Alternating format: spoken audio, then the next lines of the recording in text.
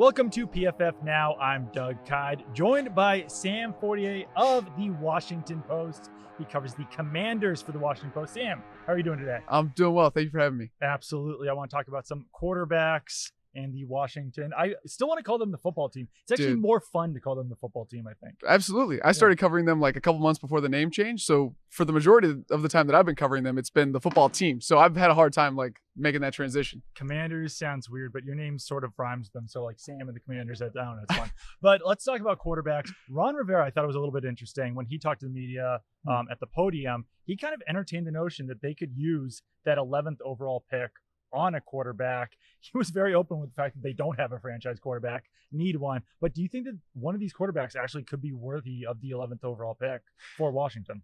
Yeah, I think that they would primarily like to get a veteran guy swing on a home run, whether it be Russell Wilson or Deshaun Watson. And there's a lot of stuff we could get into there, especially considering the state of this organization. But I think that if they strike out on those guys, I think you could see maybe a veteran guy, whether it be Trubisky, whether it be Garoppolo, paired with a draftable guy. And I think really when you're talking about the guys in the draft that would be worthy of number 11, you're really talking about Kenny Pickett or Malik Willis. And I know that, the Washington evaluation is probably going to be different on those guys than maybe the public. But I think that those are the two guys you'd probably hone in on when you're talking about who would it be at that pick. The trade scenario is definitely interesting because, like you said, obviously they'd like to hit on a home run and get Aaron Rodgers, Russell Wilson, something like that. It does sort of feel like, though, like not to get too deep into this, that Deshaun Watson is kind of more realistic at this point than any of the other home runs that they could actually hit via trade. So is the Deshaun Watson thing, like, I know it depends on whether Watson would actually want to go to Washington. Not sure how many choices he would have, but do you think that could be real?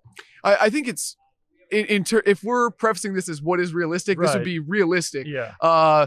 If Deshaun were interested, because like you said, he might not have options. But when you talk about a team that has been desperate not only for a franchise quarterback for the last 5 years or Ron Rivera's tenure, but for a lot longer than that, I think that especially they might be willing to entertain some of obviously the PR that would come with it if you can get those guarantees. Hey, these civil suits will be settled, these criminal suits will, whatever they end up charging him with, if anything. If you can get some guarantees on what the suspension would look like, I think that they'd probably be comfortable moving forward with that. But I think that those are probably the two options. Like you said, Russell Wilson is probably not as realistic. Absolutely. As far as other, the second, third tier quarterback options that you're talking about, you mentioned Jimmy Garoppolo. I think that would be pretty interesting. It's this weird wave of quarterbacks this offseason where, like, you could say, like, so some quarterbacks would be an upgrade over someone like Carson Wentz or Jimmy Garoppolo. But at the same time, like, Carson Wentz and Jimmy Garoppolo both would probably be upgrades over what they currently have in Washington. So it's this weird revolving door. But what do you think that would look like in Washington if they did pair someone like Wentz or Garoppolo or someone in that second tier with a rookie?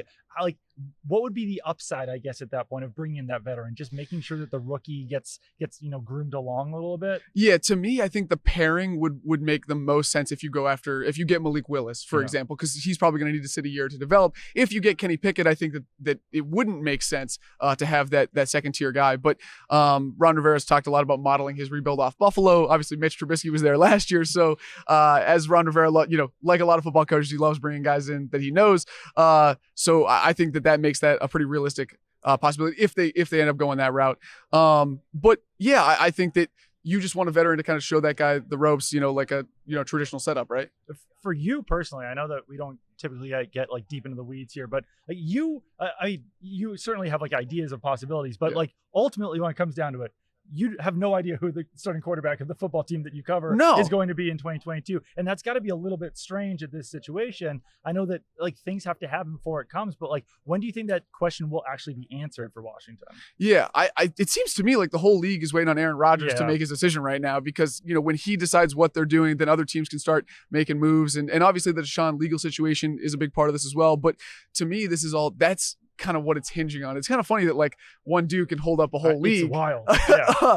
Like that power dynamic is crazy. But that to me is like, I don't think about it as, when people ask me on the radio, like, who will be the quarterback? Right. I don't know, but it's probabilities, because obviously, you have option A, which is, hit the home run, get the guy that you think can come in and elevate you right away. You have option B, which is probably draft, a guy who could step in right away. Maybe it's Kenny Pickett.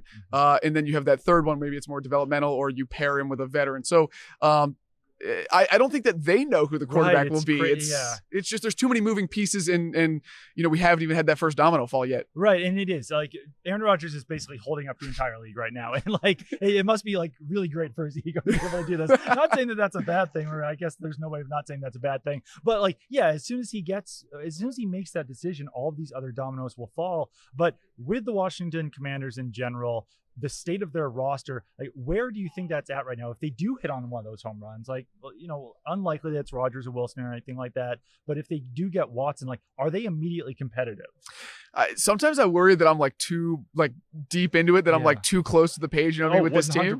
But I think they would be competitive, and I know that sounds kind of maybe odd to say about a team that has like struggled for so long, but I mean, they had one of the best offensive lines, run blocking, pass blocking in the league this year, despite a lot of turnover, fourth string center at one point. I think their skill position players are solid. Running back Antonio Gibson's pretty good. Still has some things to work on, but Terry McLaurin I think is a definitive elite number one. The defense obviously really disappointed, and Chase Young's health coming back from that ACL would be key.